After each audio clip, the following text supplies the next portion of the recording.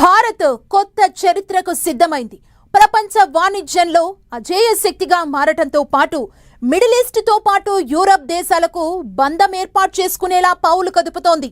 ఈ క్రమంలోనే ప్రధానమంత్రి నరేంద్ర మోదీ ఇజ్రాయెల్ టూర్ సాగుతోంది. స్వయంగా ఆ దేశమే మనతో సహా మరో 5 దేశాలతో కలిపి హెక్సగాన్ అలయన్స్ ప్రతిపాదించింది. దీంతో ప్రపంచ దేశాల్లో మోదీ ఇజ్రాయెల్ టూర్ ప్రకంపనలు సృష్టిస్తోంది. ఆ డీటెయిల్స్ చూద్దాం.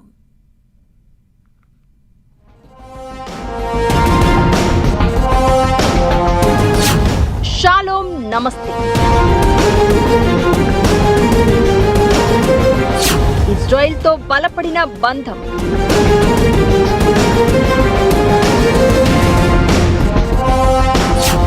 డిఫెన్స్ డీల్తో పాటు హెక్సాగాన్ అలయన్స్.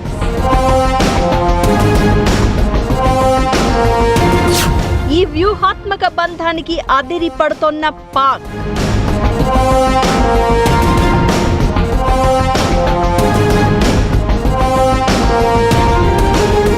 ప్రధాని మోదీ ఇజ్రాయెల్ పర్యటన అంతర్జాతీయంగా ఉత్కంఠ రేపింది. ఇజ్రాయెల్ స్వయంగా ప్రతిపాదించిన హెక్సాగాన్ వ్యూహం కేవలం 2 దేశాల మధ్య సంబంధం మాత్రమే కాదు, ఇది 6 భౌగోళిక ప్రాంతాలను కలిపే ఒక భారీ రక్షణ ఆర్థిక వలయంగా చూడాలి. India, Israel, Greece, Cyprus, Arab దేశాలు, ఆఫ్రికన్ దేశాలను ఒకే తాటిపైకి తెస్తూ మధ్యధరా సముద్రం నుండి హిందూ మహాసముద్రం వరకు ఒక భద్రతా కవచాన్ని నిర్మించడమే దీని అంతరార్థం. ఈ వ్యూహాత్మక వారధి ముస్లిం కంట్రీలను, ప్రత్యేకించి తుర్కీయే, పాకిస్తాన్ను షేక్ చేస్తోంది. టర్కీ ప్రస్తుత వైఖరిని గమనిస్తే అది మధ్యధరా సముద్రంలో గ్రీస్, సైప్రస్ హక్కులను హరిస్తూ చిన్నపాటి చైనాలా ప్రవర్తిస్తోంది. అదే సమయంలో మరోవైపు పాకిస్తాన్కు సైనిక తోడ్పాటును అందిస్తోంది. ఇది మనకు చేటు తెచ్చే పని. ఈ నేపథ్యంలో గ్రీస్, సైప్రస్లను భారత్ తన రక్షణ ఉత్పత్తులతో శక్తివంతం చేయడం ద్వారా తుర్కీయేకి ఒక గట్టి సంకేతాన్నిస్తోంది. మా జోలికి వస్తే మీకు పేలిపోద్ది, అలానే మా స్నేహితుల జోలికి వస్తే మీ తాట రేగిపోద్ది అనే అర్థంలో ఈ రక్షణ రంగ సహకారం కుదుర్చుకుంటోంది. అందుకే ఇది తమకి ఏమాత్రం అంగీకారం కాదని పాకిస్తాన్ తమ సెనెట్లో ఓ తీర్మానం కూడా పాస్ చేసింది.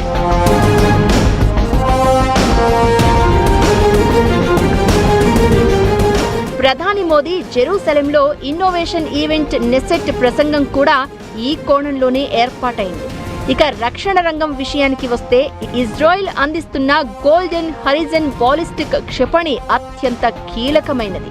800 కిలోమీటర్ల పైచిలుకు రేంజ్, మాక్ 5 వేగంతో ప్రయాణించే ఈ క్షిపణి సరిహద్దులు దాటకుండానే శత్రువుల బంకర్లను తుత్తునియలు చేయగలదు.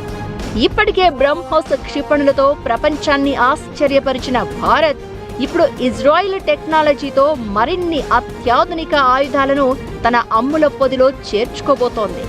ఇది కేవలం ఆయుధాల కొనుగోలు మాత్రమే కాదు, మేక్ ఇన్ ఇండియాలో భాగంగా జాయింట్ మ్యానుఫ్యాక్చరింగ్ కూడా చేయనుంది.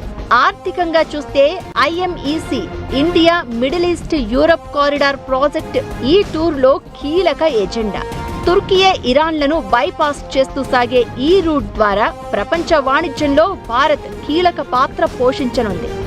భారత ఎగుమతులు తక్కువ ఖర్చుతో ఎక్కువ దేశాలకు ఎక్కువ మార్కెట్లను ఓపెన్ చేసేదే ఈ ఐమెక్ కారిడార్.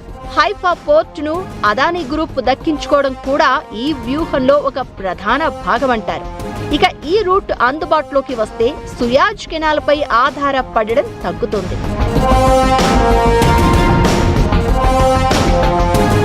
అలానే మన రీసెర్చ్ అండ్ అనాలిసిస్ వింగ్ రా, ఇజ్రాయెల్ ఇంటెలిజెన్స్ ఏజెన్సీ మొసాద్ మధ్య ఇంటెలిజెన్స్ షేరింగ్ కూడా మోదీ టూరులో ముఖ్యమైన అంశంగా చూడాలి.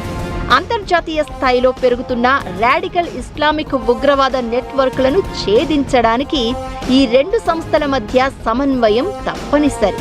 టెలిగ్రామ్ గ్రూపుల ద్వారా జరిగే రాడికలైజేషన్ను అడ్డుకోవడం, సరిహద్దు ఉగ్రవాదానికి చెక్ పెట్టడం వంటి అంశాలపై 2 దేశాలు ఇప్పటికే ఓ అవగాహనకు వచ్చాయి. ఈ క్రమంలోనే షాలోమ్ నమస్తేకు పాక్, తుర్కీయే వణికిపోతున్నాయి. అయితే ఇవి ఎన్ని పొర్లు దండాలు పెట్టినా సరే ఇజ్రాయిల్ ఇండియా డీల్స్ ను ఆపలేవనేది సత్యం.